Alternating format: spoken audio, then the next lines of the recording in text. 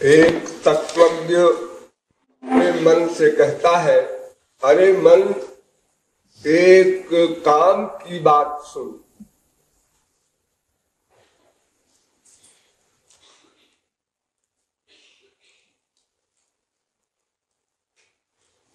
काम की बात का अभिप्राय क्या है? मतलब की बात, स्वार्थ की बात। तो विश्व का प्रत्येक जीव जो भी वर्क करता है, स्वार्थ को लक्ष्य में रखकर ही करता है, ही ये सिद्धांत है। जब तक जीव का स्वार्थ सिद्ध न हो जाएगा, अर्थात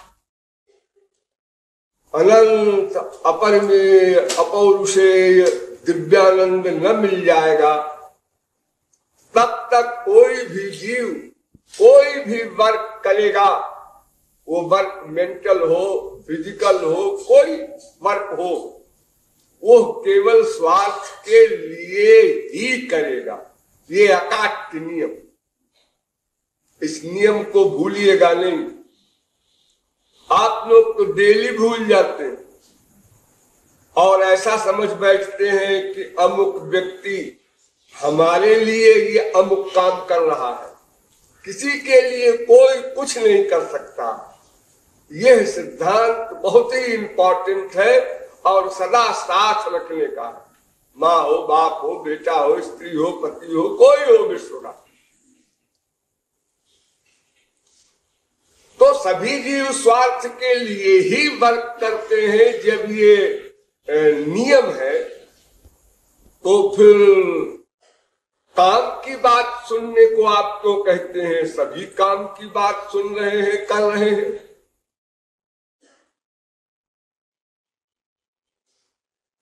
नहीं, स्वार्थ के लिए तो सभी प्रयत्न कर रहे हैं, ये सही है, लेकिन किसी का स्वार्थ सिद्ध नहीं हुआ या इन्हें गिने महापुरुषों का ही स्वार्थ सिद्ध हुआ।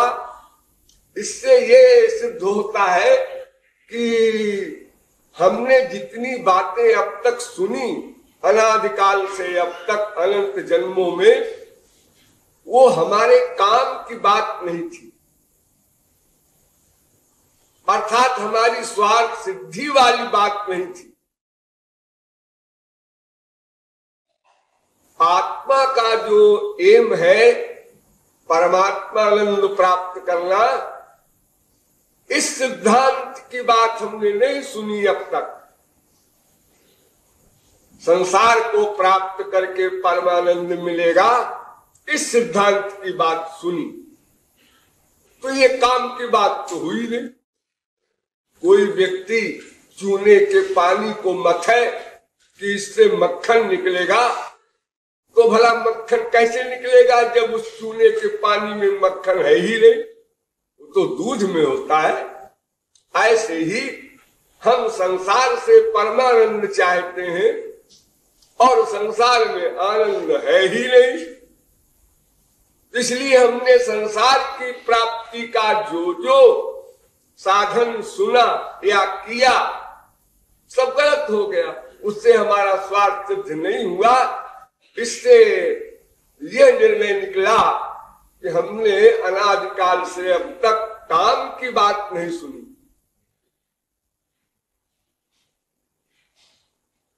सुनते तो रहते ही हैं, अनादिकाल से अब तक प्रत्येक जन्म में अनंत बात सुनी, लेकिन सब संसारी वस्तुओं के पाने की बात सुनी।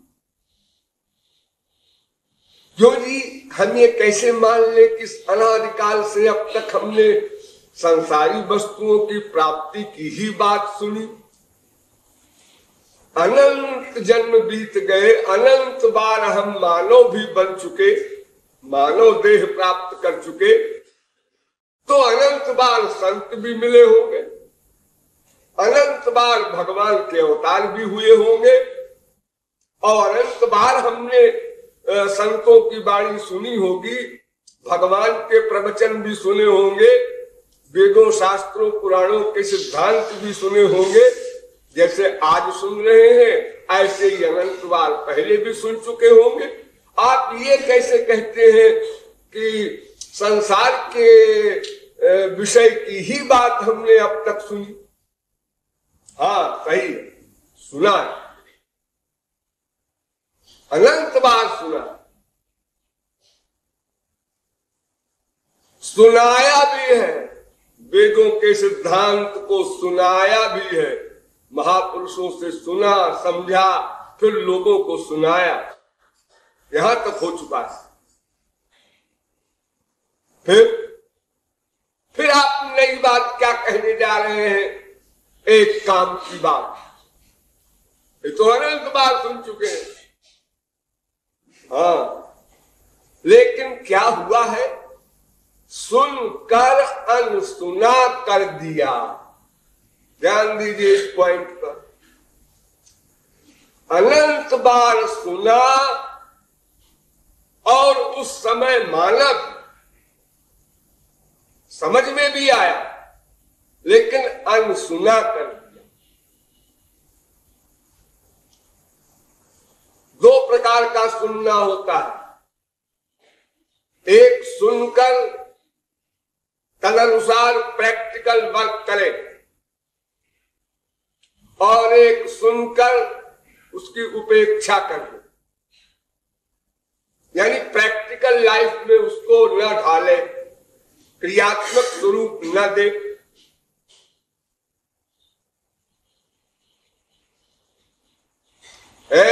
वहां मत जाना, गोली चल रही है। सुना? हाँ सुना। ये रमेश ने सुरेश से कहा, लेकिन सुरेश ने कहा वो खा मखा कह रहे हैं कि वहां मत जाना। अरे गोली कहीं यहां वहां चल रही होगी, हमको जाएंगे। और गया और गोली लग गई। यानी सुना लेकिन सुनकर अनसुना कर दिया, क्रियात्मक रूप नहीं दिया, उसके विपरीत वर्क किया और दंड मिला।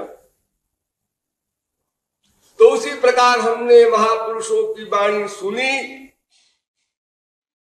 फिर अपनी मीटिंग में, अपने भाइयों की मीटिंग में चर्चा की। वो महात्मा जी आए थे ना, हाँ, उन्होंने ऐसा बताया। हाँ बात ठीक कहा, लेकिन ऐसा है कि अपन लोग तो गृहस्थी है, कोई बाबा थोड़े ही। वो कहते हैं कि खाने पीने में संयम रखो, आंख के विषय में संयम रखो, कान के विषय में संयम रखो, किसी की निंदा न सुनो, निंदा न करो, हर इंद्रिय के सब्जेक्ट को संभालो, मन को भगवान में लगाओ। ये तो साहब ऐसा है कि बात तो ठीक है, बात तो ठीक है, लेकिन भाई ऐसा है कि बुढ़ापे में कर लेंगे, अभी जल्दी क्या है। और फिर साहब देखो जो भाग्य में होगा तो अपने आप हो जाएगा। तीसरा कहता है साहब समय आएगा तो करा लेगा। चौथा कहता है कि भगवान की दया होगी तो अपने आप हो जाएगा। इस प्रकार मीटिंग करके हम लोगों ने वो सुना अनसुना कर दिया और प्रैक्टिकल हमारा जीवन संसार संबंधी रहा।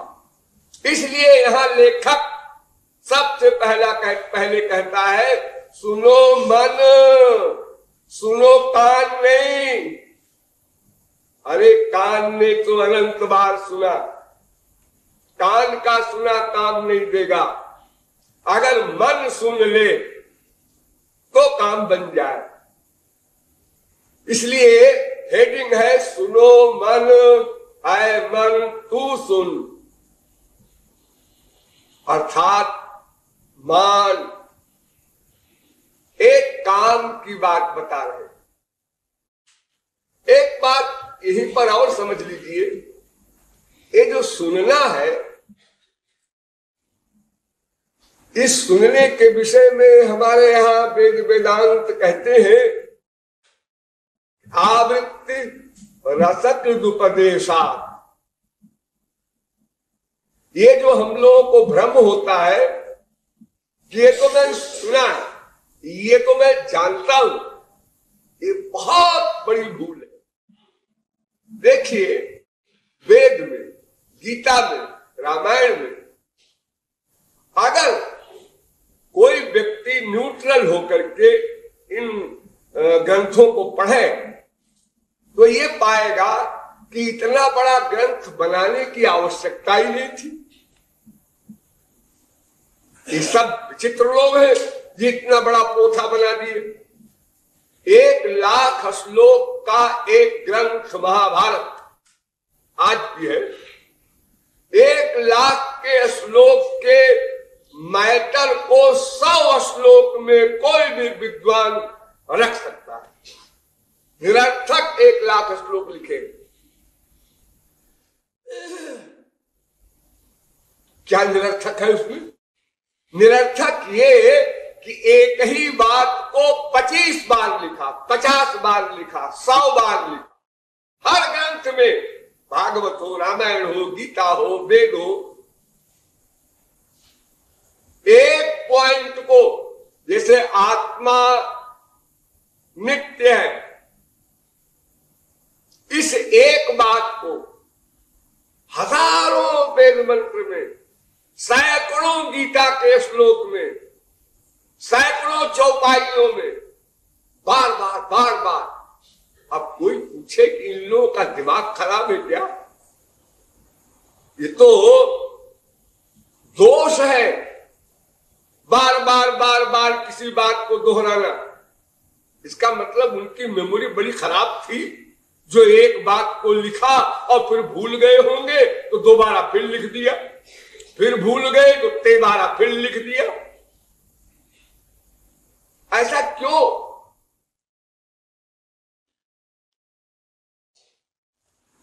नहीं, भूल नहीं गए, इसलिए बार बार लिखा कि इसके मस्तिष्क में यह बात बैठ जाए। तो इसके लिए एक ब्रह्मसूत्र बना दिया गया कि आवृत्ति रसकृदुपदेशात्। देखो, उपदेश बार बार सुनो, बार बार सुनो। उसमें 2 बातें।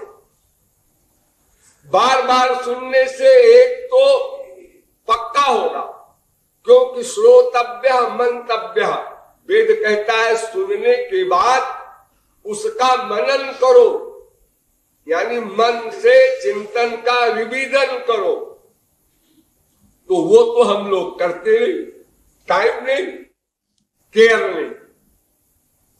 तो अगर बार बार सुनेंगे तो उतनी देर तो चिंतन होगा। एक प्रत्यक्ष लाभ है बार बार सुनने का। दूसरा एक और इंपॉर्टेंट पॉइंट, हम लोग जिस समय सुनते हैं कोई शास्त्र वेद का उपदेश, देखिए मेरे एक एक शब्द पर ध्यान दीजिएगा, बहुत सावधान होकर। आप लोग समझते तो हैं कि हम समझ रहे हैं, लेकिन हम नहीं समझते हैं कि आप समझ रहे हैं। यही हम में आप में झगड़ा है। अब हमारा कंफ्यूजन होगा, वो बात अलग है। ओवर कॉन्फिडेंस गलत। एक एक शब्द पर ध्यान दीजिए। हाँ, दूसरा पॉइंट ये है, हम जिस समय महापुरुषों का उपदेश सुनते हैं उस समय हमारी चित्त वृत्ति जिस प्रकार की होती है उसी प्रकार से हम उपदेश को ग्रहण करते हैं। अगर उस समय हमारी श्रद्धा, हमारी रुचि 50% है तो वो उपदेश 50% काम करेगा। अगर वो 80% है तो 80% उसका लाभ मिलेगा। और अगर 100% हमारी श्रद्धा उस समय है तो एक ही उपदेश में हम पार हो जाएंगे, हमारा काम बन जाएगा।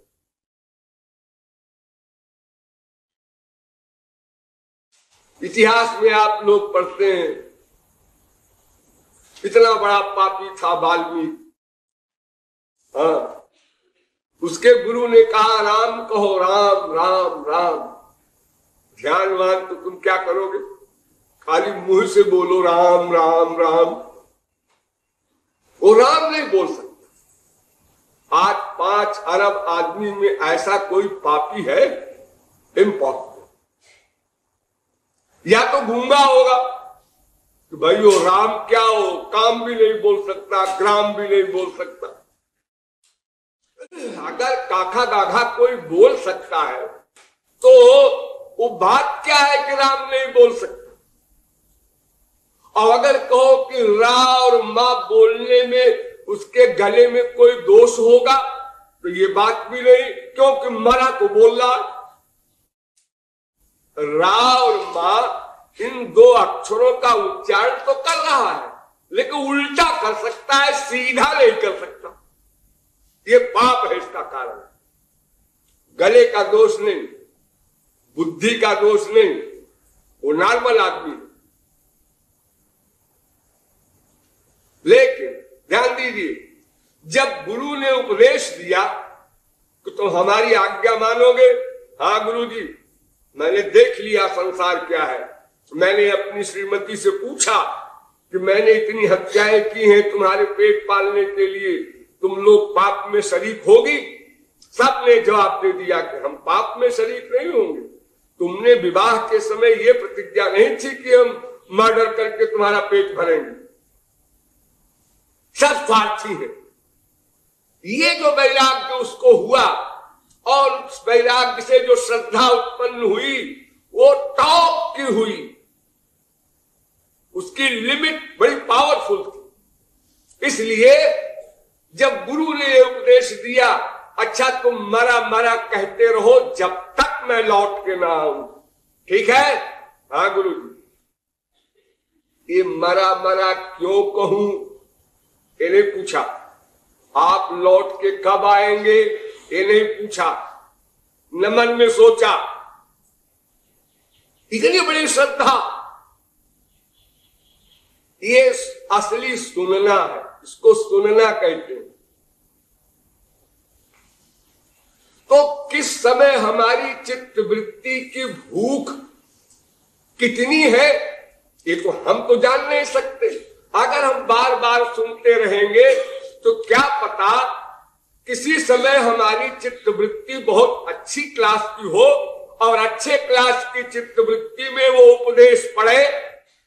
तो जैसे कोई बीज होता है गेहूं का, चना का, अगर अच्छी मिट्टी में, उपजाऊ मिट्टी में डाल दिया जाए, उसमें सब खाद और सब चीजें ठीक ठीक पड़ जाए तो वो 3 दिन में अंकुर पैदा हो जाता है। और अगर वही बीज ऊसर में डाल दिया जाए तो वो बीज ही नष्ट हो जाता है, उससे अंकुर पैदा ही नहीं होता।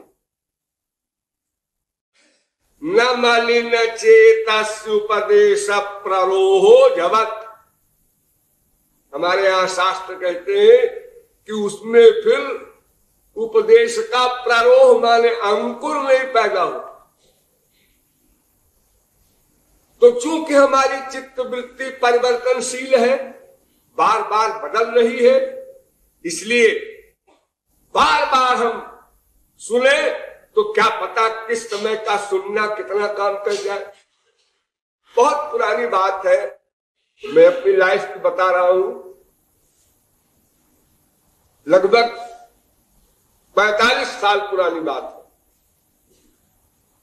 मैं मथुरा में एक जज के यहां ठहरा हुआ था, गेमपियर नगर में। जज साहब श्री कृष्ण के बड़े भक्त थे,